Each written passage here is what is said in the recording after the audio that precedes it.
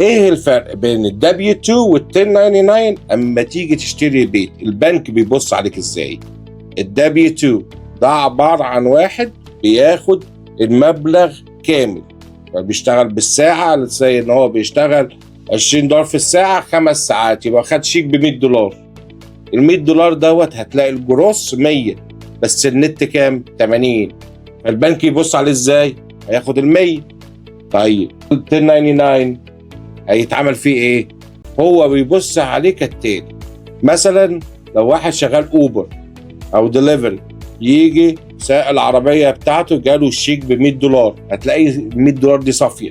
هو بقى بيعمل ايه؟ يجي اخر السنه يقول له انا عملت $100، ال $100 ديت انا دفعت عليها صيانه عربيه والميلات والجاز والمصاريف بتاعته، فبس هنصفصفها على الاخر لغايه كام؟ $70. طيب انا بقى كبنك هبص عليك ازاي؟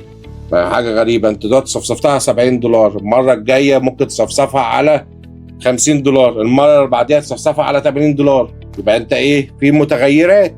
فيروح البنك يقول لك ايه؟ بس اقف هنا بقى، انا هعمل ايه؟ هاخد سنتين واشوف الافريج بتاعك كام، ومن الطريقه ديت انا اقدر احسب لك الانكم بتاعك. في اكسبشن للحاجات دي؟ في حاجات كتير اكسبشن، ماشي، بس المعلومه الاساسيه ان هو بيبص عليك الافريج بتاعك بتعمل كام.